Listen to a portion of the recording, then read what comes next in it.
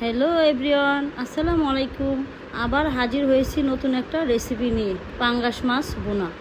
এভাবে রান্না করলে পাঙ্গাস মাছের স্বাদ আরও বেড়ে যাবে।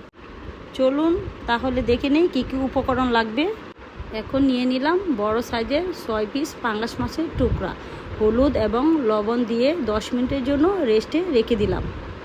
উপকরণ লাগবে, নিয়ে নিলাম ধনের গুঁড়ো, জিরের গুঁড়ো, হলুদের গুঁড়ো, শুকনো মরিচের গুঁড়ো, লবণ, পেঁয়াজ কুচি, পেঁয়াজ বাটা, আদা রসুন, কাঁচামরিচ, টমেটো। একটি প্যানে পরিমাণ মতো তেল নিয়ে নিলাম। তেলটা গরম হওয়ার পর এক এক করে মাছগুলো ছেড়ে দিলাম। মাছগুলো দেওয়ার সময় একটু সাবধানে ছাড়বে, একটু লাল লাল করে একটু ভেজে নিব। মাছগুলো একটু ভাজা হলে উল্টিয়ে দিব যেন মাছগুলো লেগে না যায়। দেখুন মাছগুলো কত সুন্দর ভাজা হয়ে গেছে। আমি এক এক করে এখন উঠিয়ে নিচ্ছি। আমি ওই তেলে দিয়ে দিব পেঁয়াজ কুচি। পেঁয়াজগুলো হালকা বাদামি কালার হওয়ার পর দিয়ে দেবো আদা বাটা, রসুন বাটা দিয়ে একটু নেড়ে ছেড়ে কষিয়ে নিব যেন মশলার ফ্লেভারটা কাঁচা কাঁচা না আসে। তারপর দিয়ে দিলাম পেঁয়াজ বাটা, যেটা আমি ব্লেন্ডার করে রেখে দিয়েছিলাম, ওই বাটাটা দিয়ে দিলাম। তারপর একটু ভালো করে মিশিয়ে নিলাম, ভালো করে কষিয়ে নিব, একটু নেড়ে ছেড়ে কষিয়ে নিলাম। তারপর দিয়ে দিলাম হলুদ, মরিচ, লবণ একসাথে যা রেখে দিয়েছিলাম। এখানে একটু জিরের গুঁড়ো আছে ধনে গুঁড়ো, ওটাও মিশিয়ে দিলাম। দিয়ে দিলাম অল্প একটু পানি দিয়ে একটু ভালো করে কষিয়ে নেব। 1 মিনিটের জন্য ঢাকনা দিয়ে ঢেকে রাখলাম।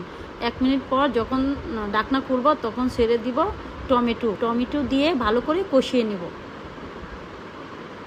করে কিছুক্ষণ কষানো শেষ হলে দিয়ে দিব পরিমাণ মতো পানি।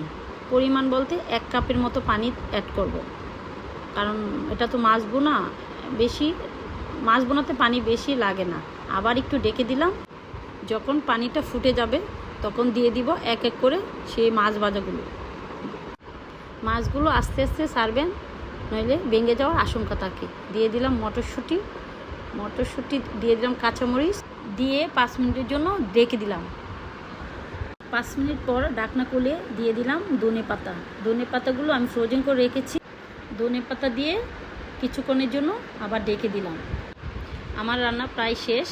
তো যারা পাঙ্গাস মাছ খেতে চান না, নাকি ঘ্রাণ আসে, পাঙ্গাস মাছ শুনলে ভয় লাগে যে না পাঙ্গাস মাছ খাওয়া যাবে না, তাদের উদ্দেশ্য বলতেছি আপনারা এভাবে রান্না করে খেয়ে একবার ট্রাই করেন, দেখেন কেমন হয়।